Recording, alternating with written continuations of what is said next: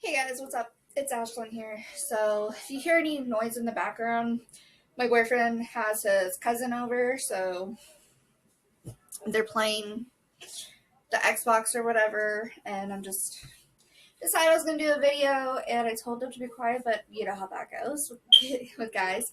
And you'll hear occasional beeping because our lovely fire alarm, the batteries are going dead, and I gotta let the landlord know so he can fix it.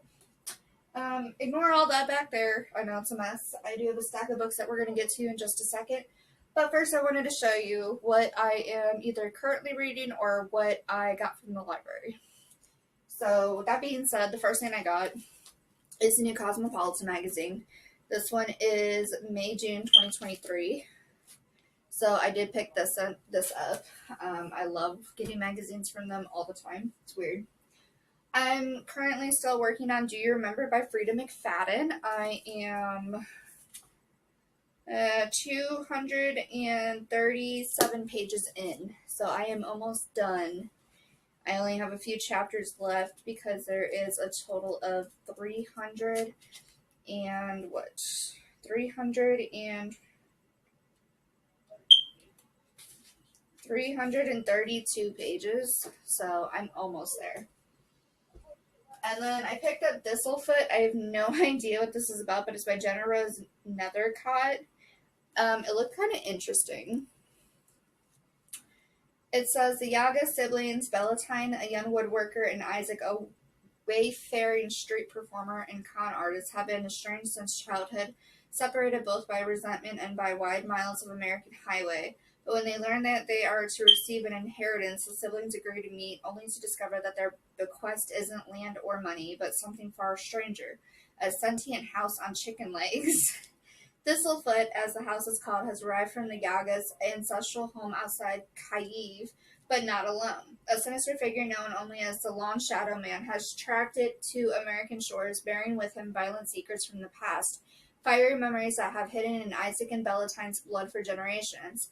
As the Yaga siblings embark with Thistlefoot on a final cross-country tour of their family's traveling theater show, the Long Shadow Man follows in relentless pursuit, seeding destruction in his wake. Ultimately, time, magic, and legacy must collide, erupting in a powerful conflagration to determine who gets to remember the past and craft a new future. I mean, it sounds kind of interesting. It was in the large book section, so you know how that goes for me. It was on display as well. Next, I have What Kind of Woman by Kate Bayer. Poems. I don't know what to say. When life throws you a bag of sorrow, hold out your hands. Little by little, mountains are climbed. So ends Kate Bayer's remarkable poem, Things My Girlfriends Teach Me. And nothing tastes as good as skinny feels. She challenges her readers to consider their grandmother's cake, the taste of the sea, the cool swill of freedom. In her poem, Deliverance, about her son's birth, she writes, what is the word for when the light leaves the body? What is the word for when it at last returns? Through poems that are as unforgettably beautiful as they are accessible, Kate proves herself to be an exemplary voice in modern poetry. Her words make women feel seen in their own bodies, in their own marriages, and in their own lives. Her poems are those you share with your mother, your daughter, your sister, and your friends. So, and it's only like, I think it was like 92, 93 pages. 88 pages, my bad. 88 pages. It'll be a super quick read. I already finished this one. This was No Matter by Jonna Prial. I have no idea. It looks like this, though. I have no idea what I'm still looking at for the cover. It spoke to me. We got this new thing at our library where it's like bins, and like it had P for poems and J for journals and some of that. So I looked in those. There was a horror one too. That's where I found Thistlefoot. But there wasn't anything too terribly interesting. And then I came across the poems one, and that's where I picked up this one and What Kind of Woman as well. And I actually finished this. So this is done. I read it in one go. It's 103 pages, and it was pretty good. I couldn't tell you exactly what I read, though, because I have no stinking idea what exactly I was reading. Next, you have Play the Fool by Lynna Shern. I have no idea what this is about, but I mean, this looks so stinking cool. I will probably add this in a try chapter video very soon, so I'll put that aside. Sizzle Reel by Carlin Greenwald was another one that was on display, just like Play the Fool. No idea what it is, just picked it up on a whim, you know. And the last one I got was The Edge of the Sky, All You Need to Know About the All There Is by Roberto Trotta. And just skimming through this, it looks like it's going to be about constellations and whatnot. It is a little bit of a thicker read. It does have some illustrations in it, though. Oh, it's not that much more of a read. It's literally... Hold on. It's literally like 85 pages, 86 pages. So another super quick read as well. So that is everything that I got from the library, minus the movies, which I'll show the movies really quick. I haven't done that in a hot minute. So you have Tom Hanks in Castaway, best movie in the world. If you don't know the movie, you should know it just by the little volleyball there. So then I picked up Crawl with I don't remember her name. I don't know. She's from Evil Dead, though. I know that much. So there is Crawl. And then we picked up Austin Powers, The Spy Who Shagged Me, and Goldmember. So there's that as well. And those are the movies we got. We also had Crank and something else and Hellboy, but we already took those back today and read them. So give me 1 second to get started on the pile back there so we can do Try a Chapter, part 6. Hopefully I don't get a copyright because you can probably hear Rick and Morty in the background. I apologize. They're not watching Rick and Morty. Love it. Anyway, we have 9 books total, and these ones are the shorter chapter books. I went through to see what the prologue looked like and what the first chapter looked like, and put them in their own little. That's stupid. Put them in their own little pile. So let's go ahead and get that started. I know this is probably like a total eyesore, so I think I'm just gonna like move over here and move these over here. Just because that pillow back there is such an eyesore, and you guys probably don't want to look at it. I know I don't want you to. So I'll just sit right here in the way of it, and we'll go ahead and get started. So we have Lisa Gabriel's The Winters, Some Secrets Never Stay Buried. It says, after a whirlwind romance, a young woman returns to the opulent, secluded Long Island mansion of her new fiancé, Max Winter, a wealthy politician and recent widower, and a life of luxury she's never known. But all is not as it appears at the Asherley estate. The house is steeped in the memory of Max's beautiful first wife, Rebecca, who haunts the young woman's imagination and feeds her uncertainties, while his very alive teenage daughter, Danny, makes her life a living hell. She soon realizes there is no clear place for her in this twisted little family, but as she grows more in love with Max and more afraid of Danny, the second Miss Winter is drawn deeper and deeper into their dark secrets, the kind of secrets that could leave someone dead. Whoa. Okay, so I actually picked this up from the Dollar Tree, and we recently just went to our Dollar Tree, and they do not have books anymore at our Dollar Tree. It's a very sad time. So we will not be getting books anytime soon, which my boyfriend is extremely happy about, but I am not. But anyway, let's just go ahead and get into this.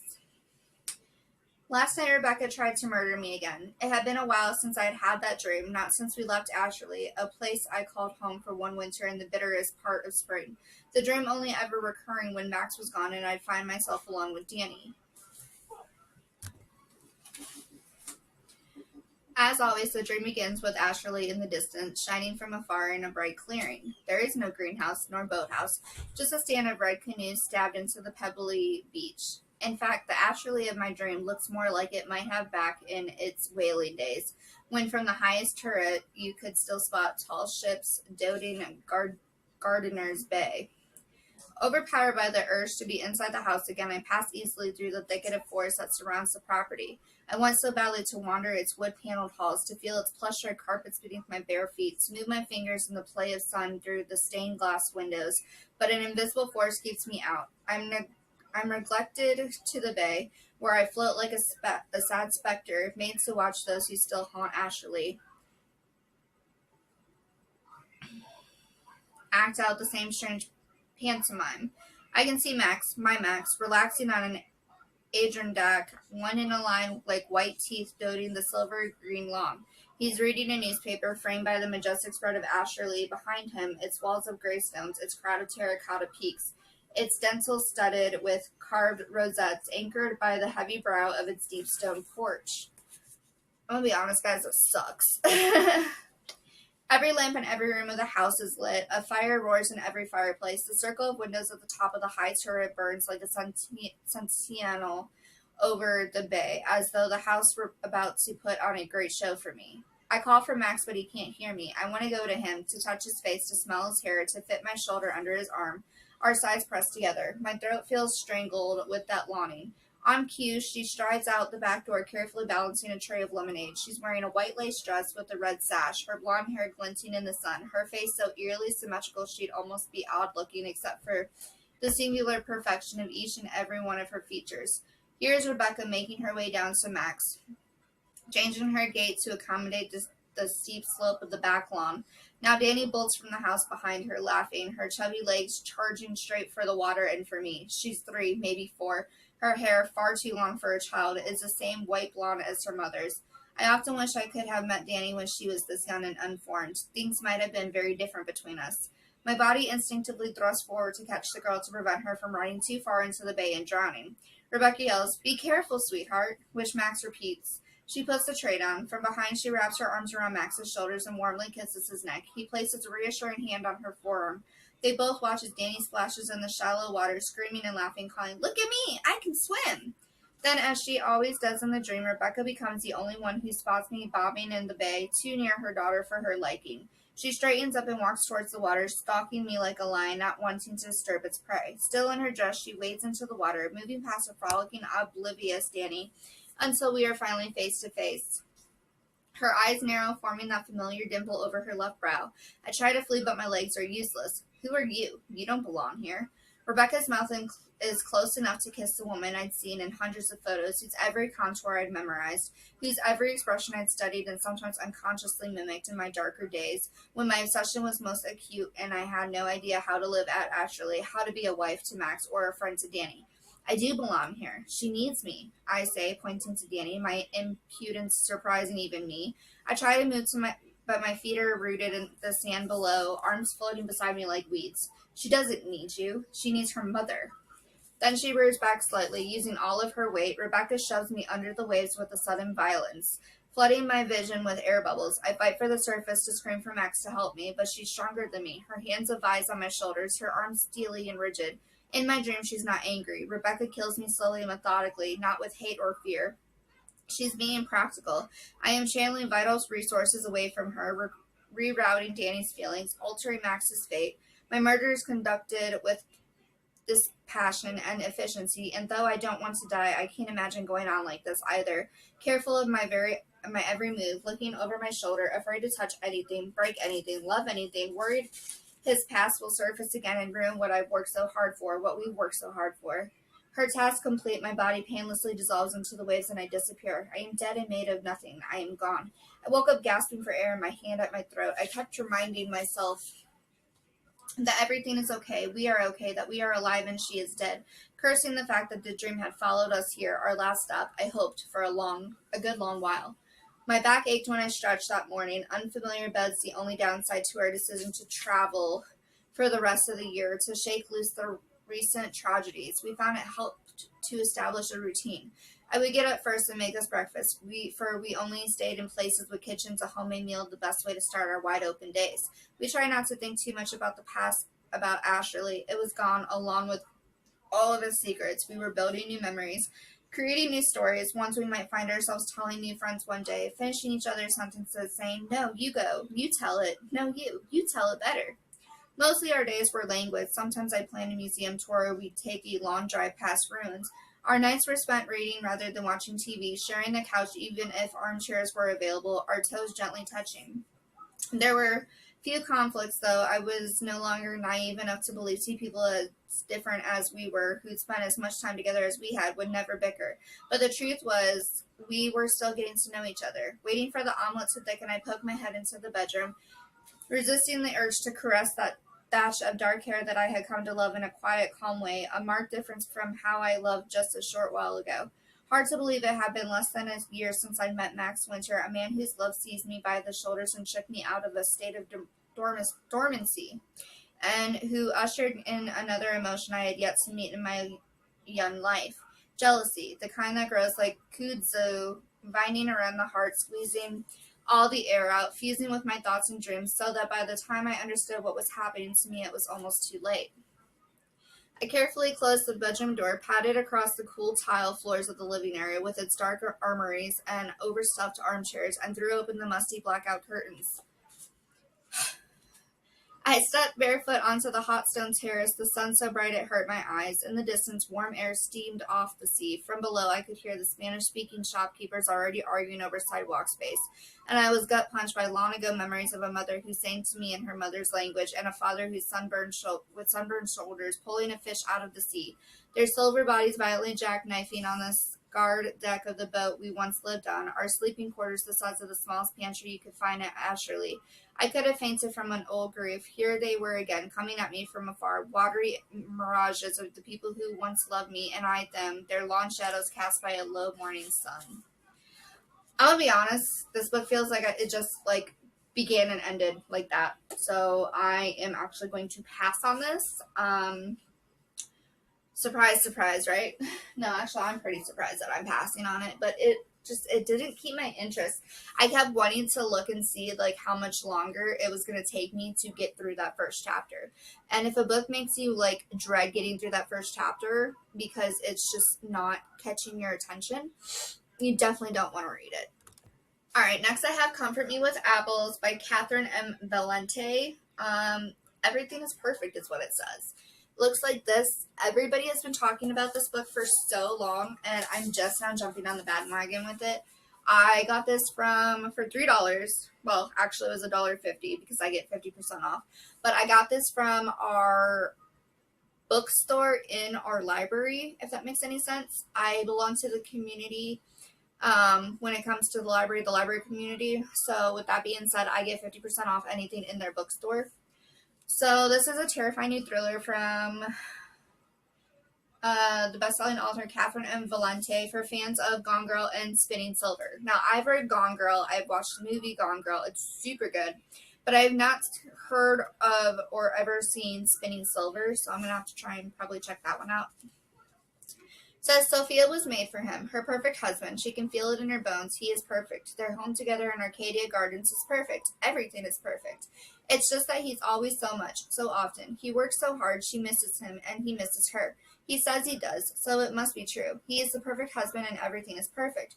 But sometimes Sophia wonders about things, strange things, dark things. The look on her husband's face when he comes back from a long business trip, the questions he will not answer, the locked basement she is never allowed to enter, and whenever she asks the neighbors, they can't quite meet her gaze. But everything is perfect, isn't it? Alright, so here we go. Ambrosia. The following agreement is made for this first day of the first month between the members of the Arcadia Gardens Homeowners Association, hereinafter known as the Association, and the title holders of One Cedar Drive, hereinafter known as the residents and the property, respectively. The association acting through any and whatever such proxies as may be delegated pursuant to its previously filed declaration of intent to incorporate in consideration of and dependent upon the mutual promises contained herein, desires to appoint the undersigned residents exclusively to manage the aforementioned Arcadia Gardens property in perpetuity. Okay. Welcome to a new world of luxury living in Arcadia Gardens, an exclusive upscale gated community. Every thought and care has been taken to provide the ultimate in amenities, privacy, serenity, and, most important, safety for you and yours. Enjoy the benefits of round-the-clock security and access to community gardens and pools. Stroll at your leisure through lovingly designed streets, parks, and common areas. Get to know your friendly neighbors. Most of all, rest soundly knowing the outside world cannot trouble you here. Your new Arcadia Gardens home boasts the absolute latest in worry-free convenience. Anything you desire can be provided with ease. Anything you lack is but a call away. It is important to us that you be happy here. Our goal is pure, sustainable, and entirely self-sufficient contentment so that you can get on with your vital work without the niggling unpleasantries of everyday dissatisfaction gnawing away at your peace of mind. In order to create this unique environment of domestic bliss and year-round tranquility, the association has, in concert with its board of directors, set a few simple, easy-to-follow rules. Abide by them, and your new life in Arcadia Gardens will be all anyone could dream of. 1. Should you wish to personalize your dwelling, the following paint colors are acceptable: virgin white, eggshell, purity, first snow, antique porcelain, morning star, fresh cream, mother's milk, and innocence. 2. No outdoor cooking, ovens, grills, smoke pits, or other open fires. 3. Lawns must be kept to a grass height of not less than 1.5 inches and not more than 2 inches at all times.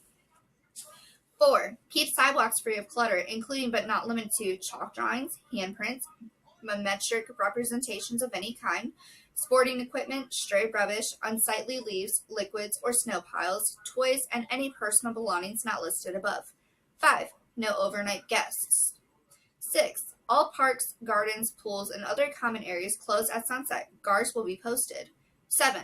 Tranquility hours strictly enforced after 10 p.m. and all day Sunday. Okay. Interesting. I don't know if that was like the first chapter or not. I am hoping not, because it sounds like you're in a cult community or one of those gated communities. And I'm sorry, but you can't have your lawn so tall. You can't have overnight guests. You can only do certain colors in your own home. You're not allowed to have any ovens or grills. There's quiet hours. Like, what? Definitely want to read more, though. For sure. Alright, next I have Disconnected. It's poems and stories of connection and otherwise. There's Sarah Bunn, Nikita Gill, Pierre Alex Genty, Amanda Lovelace, R.H. Swaney, Ian S. Thompson, and so many others. It says, what happens when poets connect with readers? Poets connect with each other. Poetry connects with short fiction. Find out in Disconnected, a writing exercise that challenges today's most popular poets, their readers, and the industry to try something new.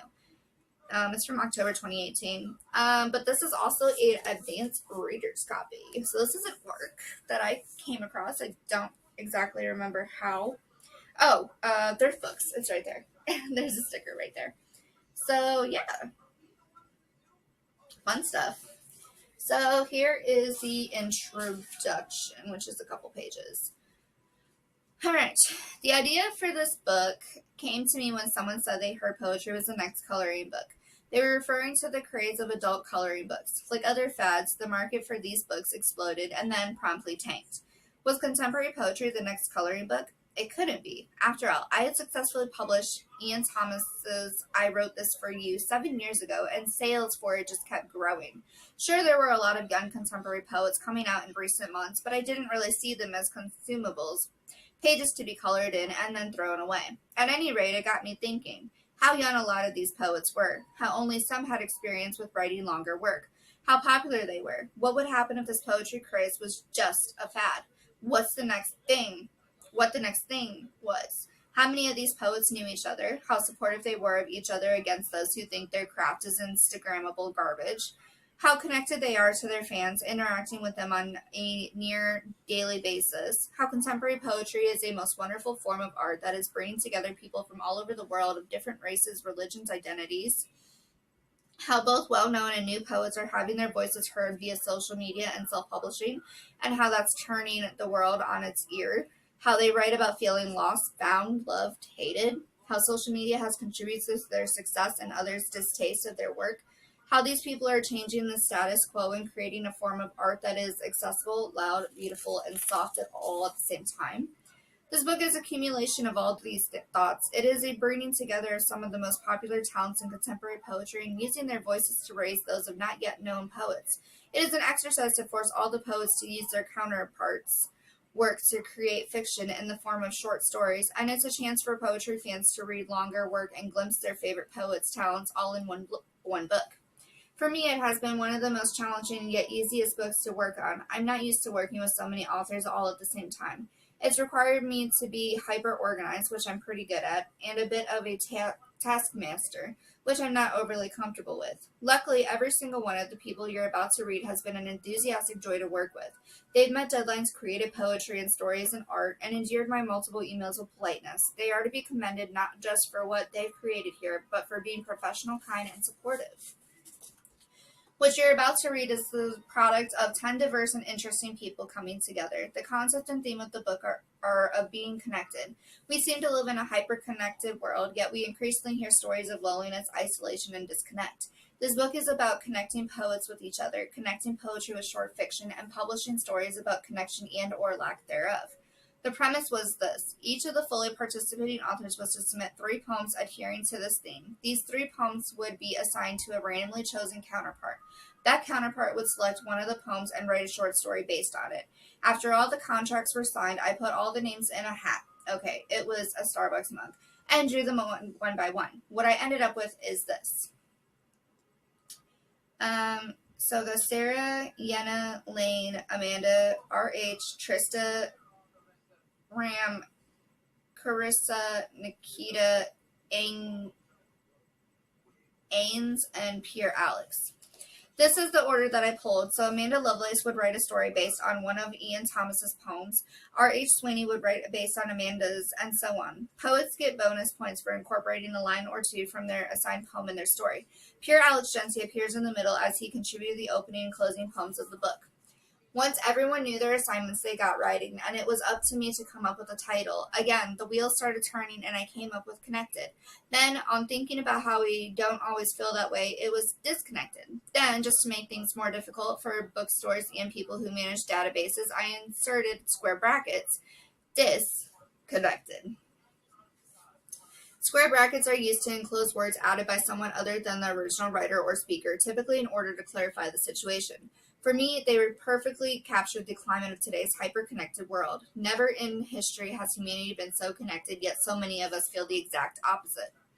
Those square brackets remind me of some omniscient being looking down on us and saying, "Nuh-uh, you're not as connected as you think you are."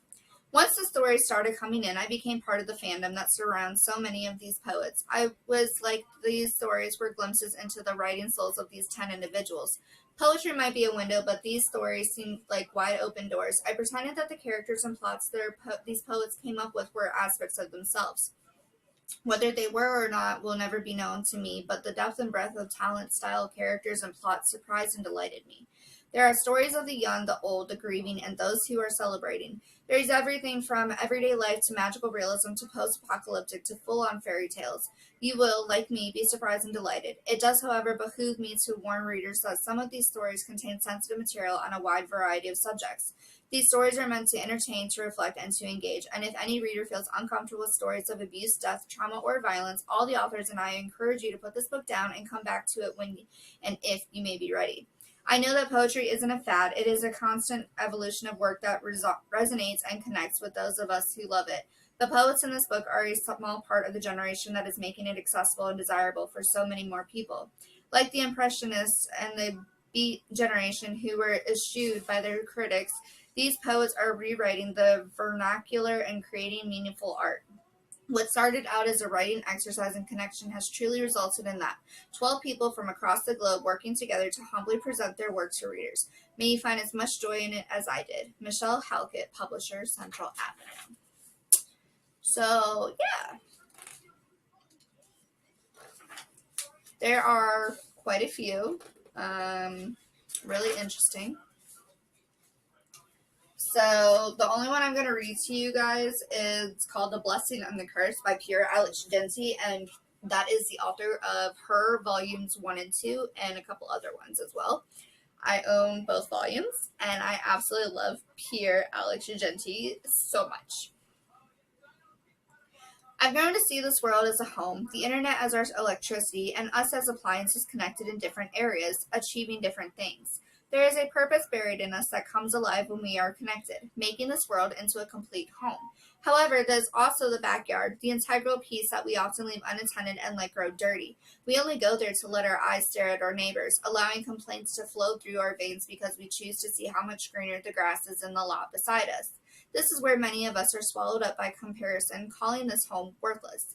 We lose sense of our reality and begin to make judgments, despite the fact that we've never seen the inside of the home we compare ourselves to. There is a blessing in us being connected, but there is also a curse that can eat us alive. And then it goes into the exercise, and then it goes into like another poem and things like that, but we're not going to get to that part. I'm definitely going to read this because I love like about 50%, maybe 40% of those poetry people and short story people, authors. So definitely something that is right up my alley. All right, next I have The Becoming of Noah Shaw. This is by Michelle Hodkin, and she is the author of the Mare Dyer series. This is volume 1 of the Shaw Confessions trilogy. I read the Becoming Mare Dyer or something like that, and it was really, really good. So, everyone thinks 17-year-old Noah Shaw has the world on a string. They're wrong. Mare Dyer is the only one he trusts with his secrets and his future. He shouldn't. And both are scared that uncovering the truth about themselves will force them apart. They're right. In the first book of the Shaw Confessions trilogy, the companion series to the New York Times bestselling Mare Dyer novels, old skeletons are laid bare and new promises prove deadly. This is what happens after Happily Ever After. Alright, caveat emptor. Trigger warning for suicide, homicide, assault with a deadly weapon, assault with a deadly mind, harm to others, harm to self, disordered eating, disordered thinking, disordered feeling, disordered being, body shaming, victim shaming, shaming of every kind, dark humor, ill humor, shitty humor, maiming, miming, death of teenagers, death of adults, death of authority figures, death of inconsequential red shirts, also sex. But if you need a trigger warning for that, you're reading the wrong book. Part 1. Rather than love, than money, than fame, give me truth. Henry David Thoreau Walden. My dear friends, sincere apologies for my lack of correspondence, but the journey has been long and, as of late, rather fraught. You did admit that this would not be an easy venture, though I must confess that I did not expect that to mean I would arrive in Calcutta as one of only 3 survivors of the steamer series. The first man to go missing was a merchant. No man aboard could speak to the manner of his disappearance, and prior to our voyage he was unknown to the captain and crew. All steady seeming follows. A search of the ship was conducted, and when he was not to be found, the captain concluded he must have fallen overboard in the night. When the captain vanished 8 days later, no one aboard could say the same. 2 sailors left London with 21 men aboard, including myself. As advised, I have concealed the true nature of our venture to all who would ask, even members of the company. I expect to be questioned come morning about the events of the past 2 months, and all papers are in order. I have told my wife little more than was necessary, that I believe this journey would prove prosperous, and I do still hope that to be the case. Though it is not my fortune but my fate, and that of many others, I hope to improve. Though only you are aware of that truth. Yours respectfully, SS. And just so you know, I was having a hard time because it was written like that. Alright, Chapter 1, Conquer or Die. We are a tearless tiny crowd, we survivors of David Shaw. Imagine it. 5 of us gathered like a wilting bouquet, my grandmother the lone thistle standing. Next to her, my grandfather softly droops under the grand dome above us, painted by some hideously famous artist centuries ago. This is quite literally our ancestral home, built in the 1500s by Henry the Somethingeth, grandfather aka Lord Eliot II, was once a strapping, reed-backed but jolly Englishman, hunter of pheasants, of foxes, but not of fortune, that he inherited from his father, who inherited it from his father, and on it goes. Now, however, he sags beside my grandmother, half of his face twisted into a permanent grimace after a stroke 2 years ago. I tried to heal him when that was a thing I realized I could do. It didn't work. I still don't know why. His light blue eyes are clouded over and staring at nothingness as he leans on his cane, his hand trembling. My grandmother can't quite disguise her pleasure at the optics of our black-frocked family standing on the grand staircase of the grand entrance as we pretend to wait for the cars in full view of the mourners passing by on foot. Never mind that my grandfather can't do steps. Lady Sylvia could not care less. Imagine, if you will, a sharper, crueler version of Maggie Smith, and you'll have some semblance of an idea of my grandmother. Add an unhealthy dose of botulinum toxin, and there's your visual. Standing beside the remains of my family, I've never felt more like a stranger. My stepmother, Ruth, grips my sister Katie's hand as the valet helps my grandfather descend to the car, for my sister's sake more than her own. My stepmother seems quite fine, actually, enduring this hideousness as if it were any other day. My grandparents, she's had years of practice being a lowly American, and my father's second wife at that. My sister, however, her ocean blue eyes are dull and clouded, staring at nothing, and dressed in black. She looks mostly dead herself. She hardly notices when my stepmother breaks away to head to the chapel on her own. We should be going with her, but my grandmother insisted on this arrangement, separate cars for second wives, and Ruth either didn't care enough to protest or knew better. The 18th century chapel is on the grounds of the estate, only about a half a kilometer away. Its spire pierces the English sky, gray, sunless.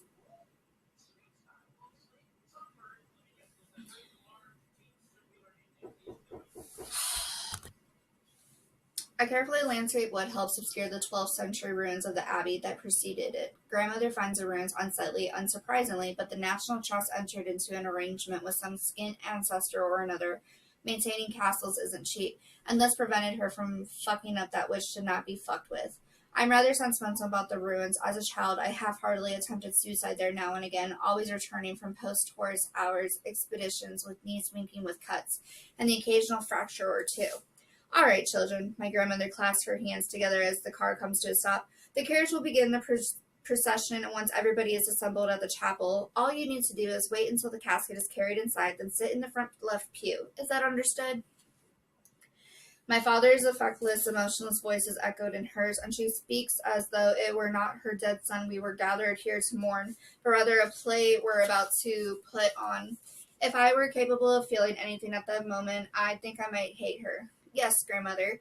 My turn. Understood, I say. Perfect. She arranges her and my grandfather's iron hair along with his suit. The chapel doors are open and a small crowd awaits the carriage hearse within and without.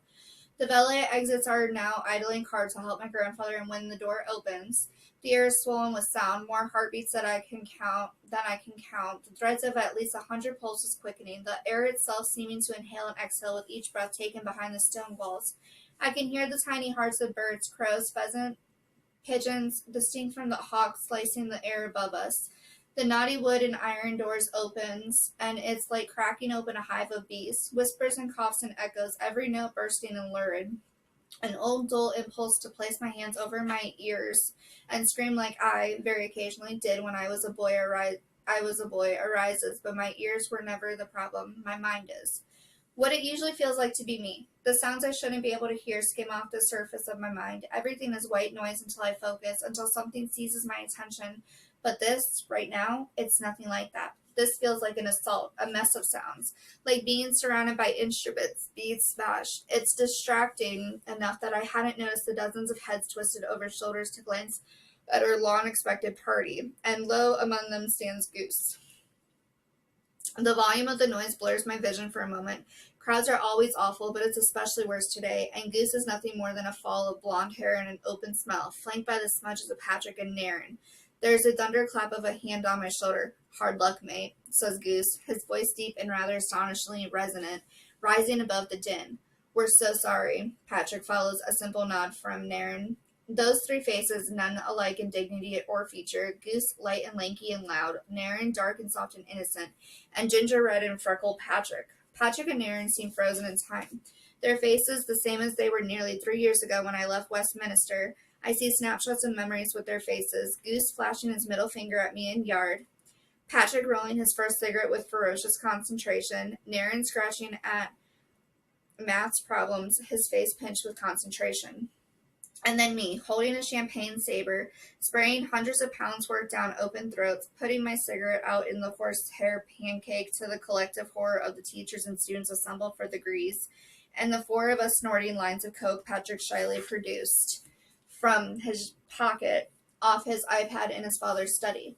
We were not a foursome. For that, we'd need to be bonded by secrets, and I shared none of mine. Secrets cut you off from everyone else, so I would always suggest the vast majority of our exploits to mask that I never could quite connect with them in the first place.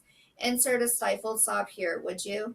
A forked tongue clicks beside my ear. It's almost time, my grandmother says, looking at the valet for confirmation, then at my stepmother. With a tiny crunch of a nod, she looks ahead, toward the manor house, toward the old stables, ancient but fortified over the centuries. From the gate, four glossy Frisians emerge, a driver in a top hat commanding them, and my father's coffin encased in a black wood and glass hearse behind. I can't see all that well from here. My head is still fizzing with sounds, whispers and coughs and everything else, but not Mara. The way she sounds, the way she's always sounded, like one discordant note, twisted just enough to affect the notes surrounding it, is impossible to ignore. An oral fingerprint, distinctly her own, distinctly Mara. The first time I heard her, I never wanted to listen to anyone else. I look and listen for that note as the horse's hooves knock the ground in a steady, dignified trot, their large hearts pumping solidly with the effort. I can almost feel their boredom as they approach, which is why halfway down the path, the ripple of terror and rage in their bodies reverberates in mine. They break their gait, stopping, stamping. One backs up, another sidesteps into another horse, and then one of them rears, nearly snapping the harness. The color of Katie's face is ash, her heartbeat racing the way the horses want to.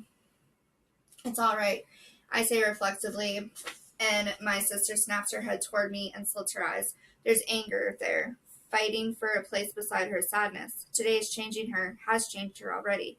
My grandmother holds tight to my grandfather's arm, her face a mask of placidity as her blood ices with anger. She looks to the priest, who says something to the people in a vain attempt to calm them, because the horses begin to thunder toward the chapel, eliciting screams despite being several lengths away.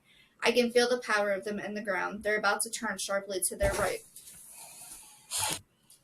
I can feel the power of them in the ground. They're about to turn sharply to their right, cracking into the woodlands just before they do it, just before the hearse overturns. I know what they're going to do before they do it, because at that moment I hear Mara, see her running toward us, diagonally through the hedges that enclose the gardens and past the Atlas fountain, and as her path begins to converge with the carriage, the horses blaze with panic. My eyes meet Mara's, and she stops short, looks at the horses, then back at me. It's her they're terrified of. I know it. She knows it, and so she vanishes as swiftly as she arrived. I don't wait for anyone to calm the horses or for the pallbearers to fetch the coffin and bear it toward the church. I turn away from the priest, attempting to usher everyone away from the scene and into the chapel, manage to slip away unnoticed. I glance back just once before I reach the woods, long enough to see Katie's gloss head moving through the doors, her eyes vacant, her arms held by Ruth and my grandparents before the last knot of bodies passes inside, and then I turn away from them all, away from my father, away from the sodden remains of my family, to Mara. Okay, so definitely want to try this. It sounds like a love story almost. It's like a generic, maybe more detailed Twilight, I'm guessing. I'm not 100% sure, but it's really good. And I want to continue with it. Alright, next we got Things I Should Have Known, or Things I Know, by Clara Lasbenick. I don't know how you pronounce that. It says, things Chloe knew, her sister Ivy was lonely, Ethan was a perfect match, Ethan's brother David was an arrogant jerk. Things Chloe should have known, setups are complicated, Ivy can make her own decisions, David might be the only person who really gets Chloe. Meet Chloe Mitchell, a popular Los Angeles girl who's decided that her older sister Ivy, who's on the autism spectrum, could use a boyfriend. Chloe already has someone in mind, Ethan Fields, a sweet, movie-obsessed boy from Ivy's special needs class. Chloe would like to ignore Ethan's brother, David, but she can't. Ivy and Ethan aren't comfortable going out on their own, so Chloe and David have to tag along. Soon, Chloe, Ivy, David, and Ethan form a quirky and wholly lovable circle, and as the group bonds over frozen yogurt dates and movie nights, Chloe is forced to confront her own romantic choices and the realization that it's okay to be a different kind of normal. An unforgettable story about autism, sisterhood, and first love. There's a sweet burnt jelly smell in the air. When I enter the kitchen, Ivy's standing by the toaster. Hey, Ives, making a snack? I stick a mug of water in the microwave and get a tea bag out of the cabinet. Yeah, in her pajamas, with her round face, big eyes, and blondish ponytail. She looks like an oversized 5-year-old. She doesn't say anything else. Ivy's not a big conversationalist. The toaster clicks, and by the time my tea is ready, Ivy is installed at the table. A Pop-Tart on a plate, a glass of cold milk at its side. She's got her iPad in front of her, and she's doing something on it. Probably playing a game. I open my laptop to work on an English paper, and the two of us fall into companionable silence. There are footsteps in the hallway, and then Ron's in the doorway, filling it up with his broad shoulders. He's wearing his after-work uniform, sweatpants, and a t-shirt with sleeves short enough to show his bulging biceps. Ron's beefy without being cut. His face is heavy, especially down at the jaw and chin, but he wears his light brown hair on the longer side in front, so he can thrust the mass of it back with his fingers. It's a ridiculously youthful gesture. Sorry about that. Someone edging towards 60, and I'm convinced he practices it in front of the mirror. My mother married him over a year ago. He still feels like an intruder in our house. I don't think he'll ever not feel like one. Hey there, look at you two girls working away. I'm going to assume you're doing homework and not messaging boys. Your mom's thirsty, and as usual, I'm waiting on her hand and foot. He snaps his enormous hand like he's got a whip in it. Koosh-hoo, she orders, and I obey. Neither of us responds. He grabs a half-empty bottle of wine from the fridge and 2 glasses from the cabinet. He's heading back out when he notices the plate in front of Ivy. What's that you've got there? Pop-Tart. He sighs. Oh, Ivy. We've talked about this, haven't we? About making better choices, about eating to fuel our bodies and not just because we're bored. Ron's always trying to micromanage Ivy's diet. He acts like it's all about her health, but I eat just as much junk as she does, and he never says anything to me about it, because I'm thinner than she is. Not that Ivy's fat, exactly, just kind of solid. She'll never be a supermodel, but that's not exactly her destiny anyway, so who cares? Other than Ron, I mean. I was hungry. Were you? Were you really hungry? Because you ate quite a bit at dinner tonight. Quite a bit. He leans against the side of the doorway, wine glass stems threaded through the fingers of one hand, bottle in the other. There's a scar on the side of that hand. He claims he cut it as a teenager working in a lab one summer, but I bet it was from a broken beer bottle. He acts all cultured now, but I'm convinced he was a total bro back in the day. Probably beat up all the nerdy kids and high-fived his friends afterward. A lot of what you ate was carbohydrates, potatoes, and bread. You didn't touch your salad. It had peppers in it. I don't like peppers, right, Chloe? No one does. Chloe, don't. His voice tightens when he talks to me, but I prefer that to the patronizing tone he uses with my sister, which he now slips back into. You don't have to finish that, Ivy. We can wrap it up and you can have the rest for breakfast tomorrow. Or we can just throw it out. Processed food like this belongs in the trash anyway, as far as I'm concerned. But I'm hungry. No, you're not. Don't tell her whether or not she's hungry. It's her body. Can you just stop? I'm trying to help her out here. I want to keep our sweet Ivy healthy. Her health is fine, I say, because it is. Ivy never gets sick. And you're the one with high cholesterol. Worry about yourself. You really need that wine? A lot of calories in wine, you know.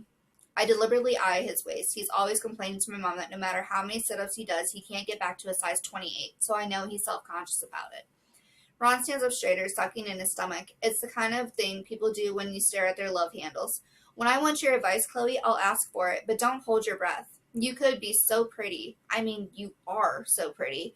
You don't want to go and mess that up by eating so much junk food you get fat and pimply, do you? Don't you want a boyfriend one day? And a husband? My mother got married when she was younger than you. Doesn't that blow your mind? I know. She was 19 when she got married, and your father was 23. You were born 2 years later in 1961. My mom was born in 1972. She's 11 years younger than you. For a moment, he blinks at her, overwhelmed by the sheer volume of accurate information she's thrown at him.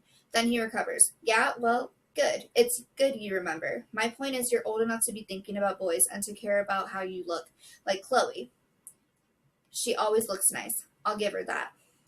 I stifle a sarcastic retort. I don't want to prolong this. Chloe's really pretty, Ivy says. So are you, but you won't be if you keep eating junk. She considers that, and while she considers it, she absently picks up the Pop-Tart and takes another bite of it. Stop eating that. You're not listening to me. I am listening. It would be funny if I thought Ivy was deliberately provoking him, but Ivy doesn't do stuff like that. All she wants is to eat her stupid Pop-Tart in peace. What's going on in here? It's Mom coming up behind Ron. Her hair is styled and she's wearing makeup. She's Ron's receptionist and he likes her to look put together for the office, but she changed when she got home and the t-shirt and sweats make her mascaraed eyes and curls look ridiculous. I don't like when she wears that much makeup anyway. It settles into every crease and makes her face look older than it is. Without it, she's pretty, with big, wistful blue eyes and a small nose and mouth. She and Ivy look a lot alike. Mom says, "What's a girl got to do to get a glass of wine around here?" I was on my way, but the girls and I started talking. Her eyes flicker from face to face, gouging the moods of everyone in the room.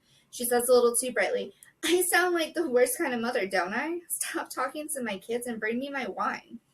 She forces a girly laugh and then gives me a vaguely pleading look. I glance away and notice that Ivy has taken advantage of the distraction to quickly cram the rest of the Pop-Tart into her mouth. You go, Ivy.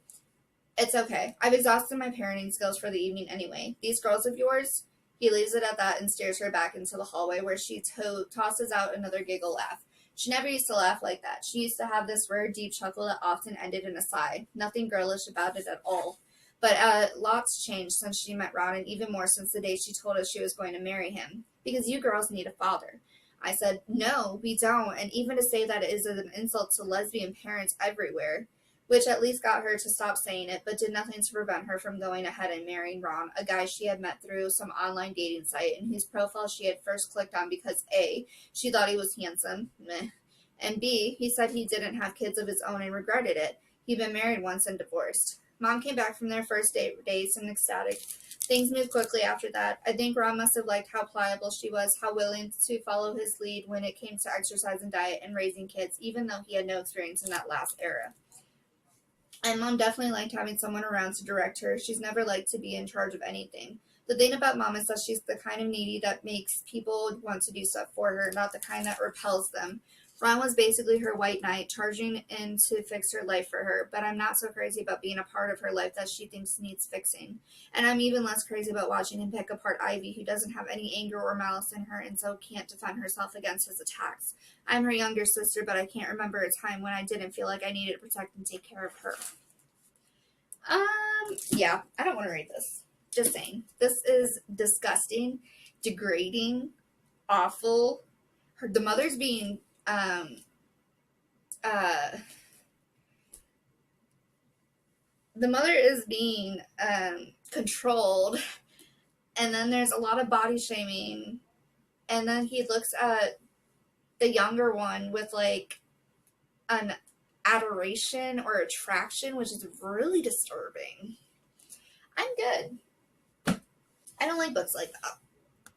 Alright, next we got It Sounded Better in My Head by Nina Kenwood. This is her an advanced reader's copy. I actually won this when I was on Instagram. I belonged to, I can't remember her name, but it was one of her things, and I actually won a book, you guys. It's the first time I ever won anything, so I thought it was really, really cool. It says, a compulsively readable love letter to teenage romance in all of its awkward glory, perfect for fans of To All the Boys I've Loved Before and normal people. When her parents announce their impending divorce, Natalie can't understand why no one is fighting, or at least mildly upset. Then Zach and Lucy, her two best friends, hook up, leaving her feeling slightly miffed and decidedly awkward. She'd always imagined she would end up with Zach one day, in the version of her life that played out like a TV show with just the right amount of banter, pining, and meaningful looks. Now everything has changed and nothing is quite making sense until an unexpected romance comes along and shakes things up even further. By the way, this book has deckled edges, which means that the pages don't line up to make smoothness. It's kind of rigid. Alright, there is no one to blame here. It's Christmas Day. We've just finished playing our annual post-lunch game of Scrabble. Bonus points if you play a word with a Christmas theme. And Dad says we need to talk. He's using his bad news voice, and I figure he's either going to give me another lecture about getting my driver's license or tell me he's reactivated his Twitter account. Natalie, this is really hard to tell you, but we're separating. Who is? Your mother and I. Separating. The word feels strange and heavy in my mouth. Breaking up, Dad says, because he can never resist hammering a point home once he's made it. Mom walks into the room then, eating an apple. She vowed fruit wouldn't be her only dessert at Christmas this year because she wants to lose 2 kilos before January, which makes more sense now that I know she is preparing for single life. You're breaking up. My tone is friendly, giving them space to say, just kidding, in case it's an elaborate prank, even though we are not a household that is open to pranks of any kind, most especially unfunny, emotionally scarring ones like this. Mom looks startled at my question and spends a long time chewing every last bit of her mouthful of apple before speaking. No, they're not breaking up. Present tense, verb. They have broken up. Past tense, capital letters. This isn't new information. I mean, it's new to me, but they've known for ages. 10 months to be exact. What do you mean 10 months? I slammed my laptop shut for emphasis. I would like to pretend I was doing something profound in the moments before this life-altering conversation, but in truth, I was watching a video of a cat getting scared at the sight of itself in a mirror. Mom is rattled. This wasn't her plan to tell me right now. Like this, she says. Well, of course it wasn't her plan. It's Christmas. Remember at the start of the year when your father went overseas? Vaguely. I went to hurry to the part of the story where they explain the fact that they lied to me for the better part of a year, or to the part where they explain when exactly they stopped loving each other and how I missed it. Vaguely. Natalie, I was gone for a month. Dad looks insulted. He's sitting on our old beanbag, which needs more beans, so he's awkwardly sunken right down onto the floor with his knees almost touching his chin. Yes, of course I remember. He went to London and bought me an ugly Tourist t-shirt with a slightly distorted picture of Prince Harry's face on it because we have a family tradition of buying each other tacky tourist items whenever we go anywhere. That t-shirt is now my second favorite thing to wear to bed after my green Slytherin pajamas. Well, we used that time apart to think about our relationship, and when your father got back, we decided, mutually, that we didn't want to be romantically together anymore. Mom's eyes are shiny with emotion, but then she ruins the moment by biting into her apple again with a loud, cheerful crunch. It's also disgustingly civilized and casual. I can't stand it. I want screaming, tears, drama. I want someone other than me to feel like their chest is being stomped on by a giant. No one is at fault here, Dad says, which is exactly what someone at fault would say. And you made this decision at the end of February? I'm still hoping that I've misunderstood this part. Yes, Dad says. 10 months ago? Saying it more slowly and loudly doesn't make it feel any more real. Correct. Dad nods encouragingly like I'm grappling with a tricky math problem. But you've been living together all year. In separate bedrooms. You said it was because of Dad's snoring. Well, it was, in part, and in part because of the separation. But I just bought you both matching aprons and you said they were exactly what you wanted. Well, we can still wear the aprons, sweetheart. No, you can't. There are so many reasons why this is not okay. We might be a small family, but we're a great one, an invisible and viable one. Take today, for example. We do a cozy 3-person Christmas so well. We have stockings with their names on them. We watch Die Hard, play Scrabble, eat Dad's homemade mince pies, and open our presents one at a time to great fanfare. We listen to carols, wear Santa hats, and take silly photos, and now they've gone and poured vinegar all over our sugary sweetness. 10 months. They've been lying to me for so long I am momentarily dizzy trying to comprehend it. Your father and I are still friends, Natalie. Good friends. We are going to stay in each other's lives. We just don't want to be married anymore. Mom seems to be under the mistaken impression that I consider their friendship a worthwhile consolation prize. But it doesn't make any sense. And why did you wait so long to tell me? I wish I were hysterical and crying, but their calmness is a blanket dampening my angry fire. It's probably a part of their strategy. Don't let her make a scene. If we stay calm, so will she. Things are only as big a deal as you let them be.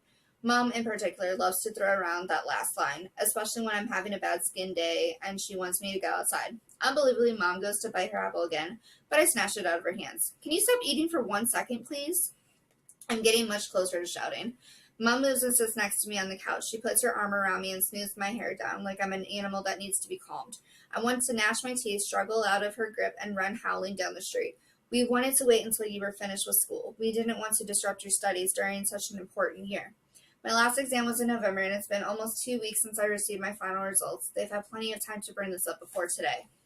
We love you, honey, Dad says, scooching the beanbag closer, and makes an unpleasant farting noise against the wooden floorboards, which we all pretend not to hear.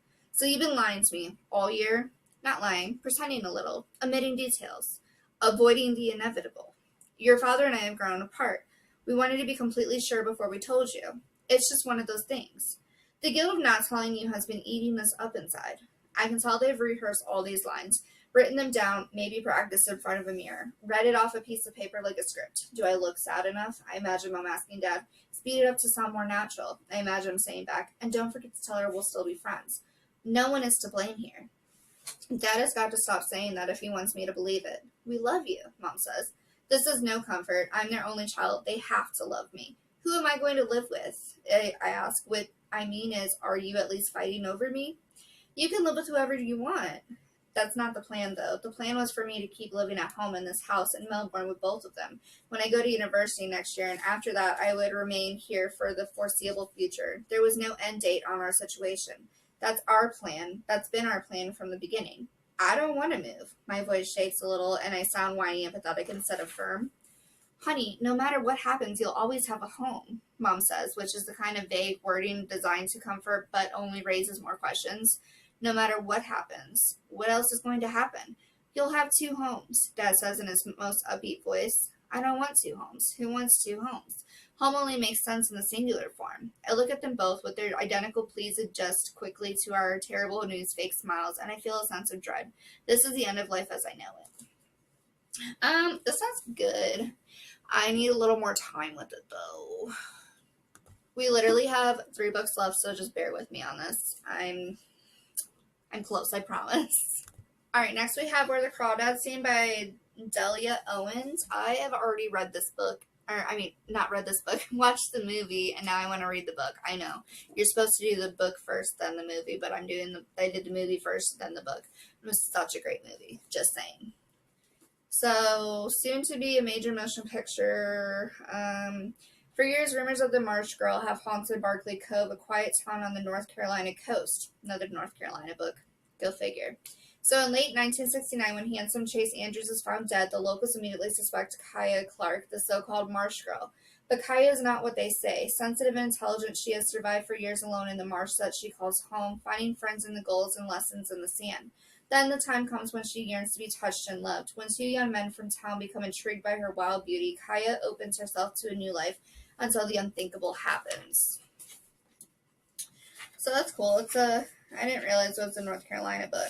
So, Part 1, The Marsh. Here's the prologue. By the way, I got this from the thrift store, the community thrift store. 1969. Marsh is not swamp. Marsh is a space of light where grass grows and water flows into the sky. Slow-moving creeks wander, carrying the orb of the sun with them to the sea, and long-legged birds lift with unexpected grace, as though not built to fly, against the roar of 1,000 snow geese. Then within the marsh, here and there, true swamp crawls into lowly bogs, hidden in clammy forests. Swamp water is still and dark, having swallowed the light in its muddy throat. Even night crawlers are diurnal in this layer. There are sounds, of course, but compared to the marsh, the swamp is quiet because decomposition is cellular work. Life decays and reaps and returns to the rotted duff, a poignant wallow of death begetting life.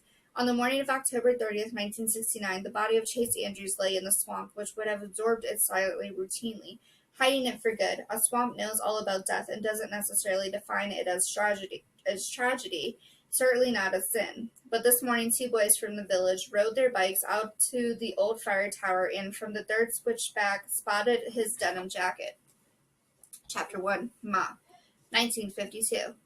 The morning burned so August hot, the marsh's moist breath hung the oaks and pines with fog. The palmetto patches stood unusually quiet except for the low, slow flap of the heron's wings lifting from the lagoon. And then Kaya, only 6 at the time, heard the screen door slap. Standing on the stool, she stopped scrubbing grits from the pot and lowered it into the basin of worn-out suds. No sounds now but her own breathing. Who had left the shack? Not Ma. She never let the door slam. But when Kaya ran to the porch, she saw her mother in a long brown skirt, kick pleats nipping at her ankles as she walked down the sandy lane in her high heels. The stubby-nosed shoes were fake alligator skin, her only going-out pair. Kaya wanted to holler out but knew not to rouse Pa, so opened the door and stood on the brick and board steps. From there she saw the blue train case Ma carried. Usually with the confidence of a pup, Kaya knew her mother would return with meat wrapped in greasy brown paper or with a chicken, head dangling down, but she never wore the gator heels, never took a case. Ma always looked back where the foot lane met the road, one arm held high, white palm waving as she turned onto the track which wove through a bog forest.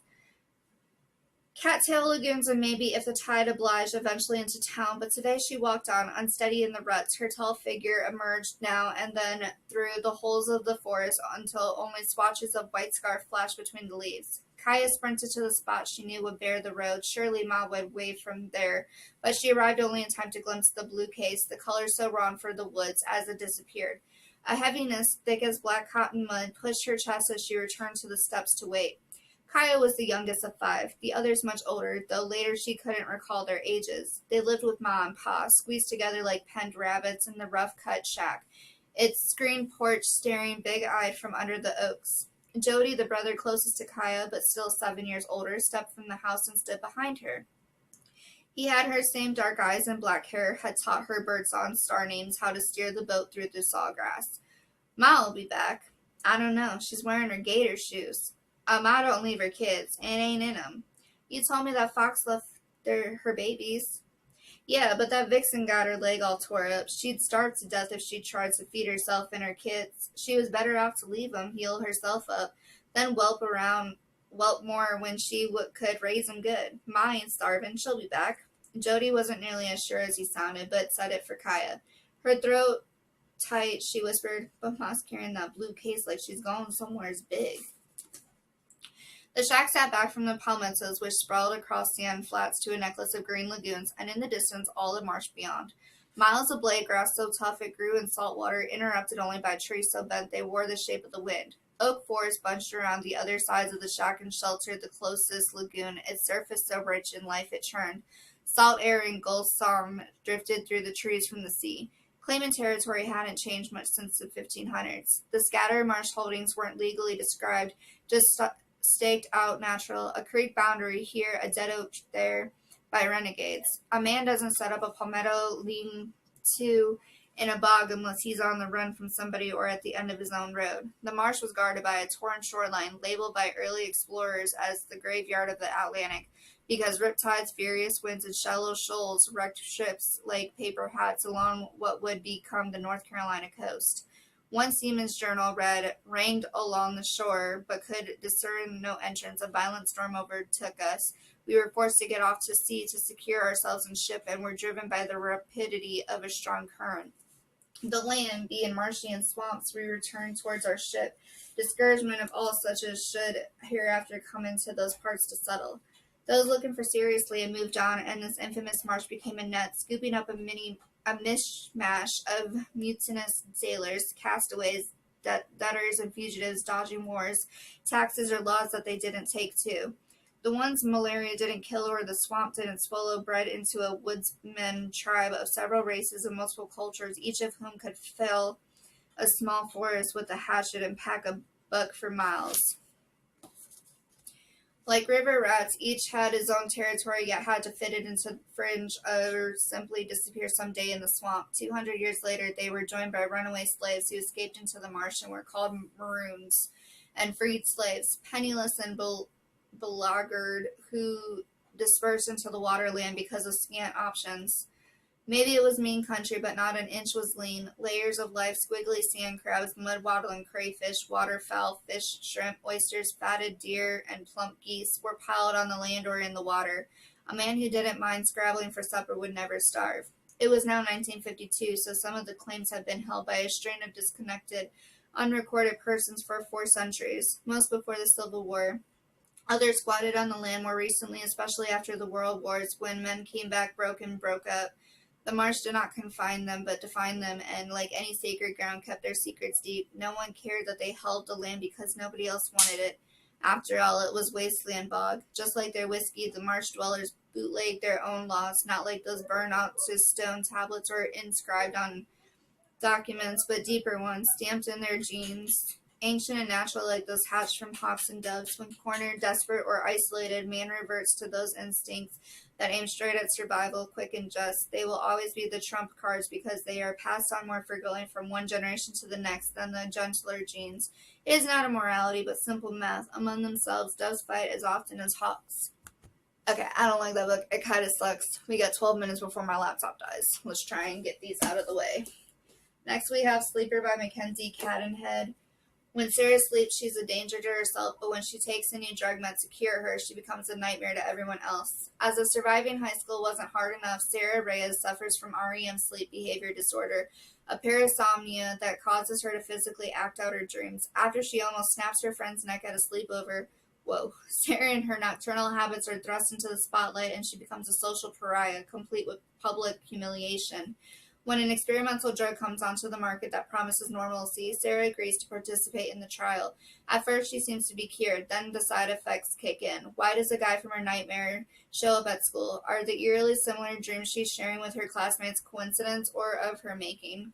Is she losing her mind, or does this drug offer way more than sleep? Sounds pretty interesting. Alright, so this hopefully gets us through. I hope we can get through these. Alright, chapter 1. If you ever see a door hovering in the middle of an ethereal gray fog, don't open it. In fact, no matter how adventurous you're feeling or how curious or how baffled you are by that freestanding door floating in the void, promise me that you'll run in the opposite direction. In other words, don't be an idiot like me. The door isn't anything special. 3 horizontal panels, distressed white wood, greening brass knob. It's nothing to write home about, but its sudden appearance triggers Christmas morning-like excitement. Nothing else is happening. I mean, literally nothing. I'm all alone in this gloomy mist. It's been hours since I went to bed, and I am bored.